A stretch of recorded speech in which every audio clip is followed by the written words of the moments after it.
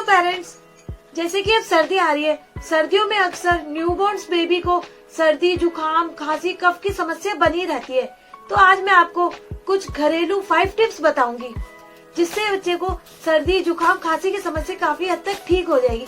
काफी मदर्स को पता ही नहीं होता कि न्यूबॉर्न बेबी को फीडिंग कराते समय हमें क्या क्या बातों का ध्यान रखना चाहिए। तो मैं आपको वीडियो के एंड में जरूर बताऊंगी कि मदर्स को फीडिंग कराते समय किन किन बातों का ध्यान रखना चाहिए। आप वीडियो को लास्ट तक जरूर देखिए। चलिए अब अपना टॉपिक स्टार्ट करते हैं। टिप्स नंबर 1, अगर आपके बच्चे को सर्दी हो जाती है तो आप बच्चे को गुनगुने पानी करके उसका शरीर हल्के हाथों से पोंछिए। उसके बाद में सरसों का तेल लीजिए। वैसे तो तेल काफी होते हैं, नारियल का होता है, तिल्ली का तेल होता है, मूंगफली का तेल होता है, पर ज्यादातर तेल असर करता है सरसों का। तो आप सरसों का तेल लीजिए। सरसों के तेल को हल्का गुनगुना करके उसके शरीर पे मालिश कीजिए, जिससे बच्चे के शरीर को गर्माहट मिलेगी और बच्चा काफी हद तक बच्चे की सर्दी ठीक हो जाएगी। टिप्स नंबर 2, अगर आपके बच्चे को जुकाम हो जाती है तो आप बच्चे को गर्म पानी की स्टीम दे सकते हैं, या मार्केट में काफी स्टीमर अवेलेबल है, आप स्टीमर लाके बच्चे को स्टीम दीजिए। उसके बाद में आप सरसों के तेल को हल्का गुनगुना करके पहले आप चेक कीजिए कि बच्चे को शूट करेगा नहीं करेगा। उसके बाद में बच्चे की नाक में आप 2 बूंद सरसों का तेल डालिए। सुबह डालिए सरसों का तेल, शाम को सोते समय बच्चे को सरसों का तेल डालिए।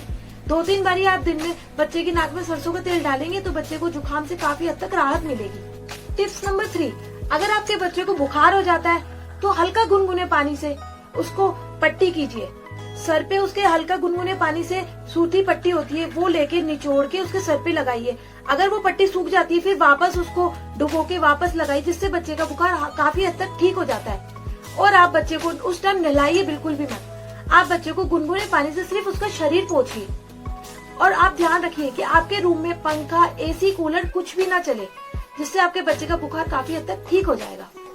टिप्स नंबर 4, अगर आपके बच्चे को खांसी हो जाती है तो आप बच्चे को शहद चटा सकते हैं। पूरे एक दिन में आप शहद बच्चे को सुबह, शाम, रात में सोते समय आप बच्चे को सिर्फ शहद चटाइए।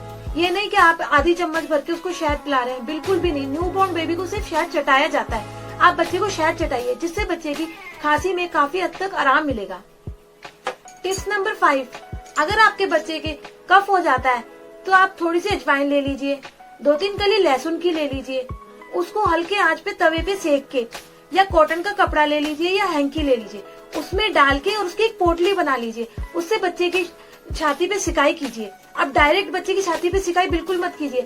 जो बच्चे ने कपड़ा पहन रखा है उस पे एक और कपड़ा लगा के, और बच्चे की एक बेबी रब आती है और एक बड़ों की बाम आती है। बच्चों को बड़ों की बाम बिल्कुल भी मत यूज कीजिए, क्योंकि वो कुछ ज्यादा स्ट्रॉन्ग होती है, वो बच्चा झेल नहीं सकता। तो आप बच्चों के लिए बेबी रब ही लाइए। बेबी रब आप बच्चे की छाती पे लगा के और उसको कपड़े पहना के उस पे एक और कपड़ा रख के हल्के हल्के उसकी सिकाई कीजिए, जिससे बच्चे का कफ वो पोटी जाएगा, तो उससे उसका कफ पास आउट पोटी के द्वारा हो जाएगा और बच्चे को काफी हद तक राहत मिलेगी कफ में। जैसे कि मैंने आपको वीडियो के स्टार्टिंग में बताया था, काफी मदर्स को पता ही नहीं होता कि न्यूबॉर्न बेबी को मिल्क फीडिंग कराते समय किन किन बातों का ध्यान रखना चाहिए। चलिए मैं अब आपको बताती हूँ। जैसे काफी मदर्स ठंडे पानी में काम करती हैं, उसके बाद में बच्चे को मिल्क फीड करा देती हैं, उससे बच्चे को जुकाम, खांसी की समस्या हो जाती है। जैसे काफी मदर्स हैंड वॉश करती हैं, हैंड वॉश करने के तुरंत बाद बच्चे को मिल्क फीड करा देती हैं, उससे बच्चे को खांसी, जुकाम, बुखार की समस्या हो जाती है। तो आप ये ध्यान रखिए कि अगर आप हैंड वॉश करते हैं तो आप हैंड अपना सुखा के उसके बाद में कुछ गर्म या कॉफी, चाय कुछ पी के उसके बाद बच्चे को मिल्क फीड कराइए, जिससे बच्चे को जुकाम, खांसी की समस्या नहीं रहेगी। या काफी मदर्स ठंडा खाती हैं, ठंडी चीजें खाती हैं, उससे बच्चे को खांसी, जुकाम, बुखार की समस्या रहती है, क्योंकि न्यूबॉर्न बेबी सिर्फ मम्मी के मिल्क पे ही डिपेंड रहता है। तो आप ये कोशिश कीजिए कि आप ठंडे पानी में कम से कम काम कीजिए और आप अपना भी ध्यान रखिए और अपने न्यूबॉर्न बेबी का भी ध्यान रखिए।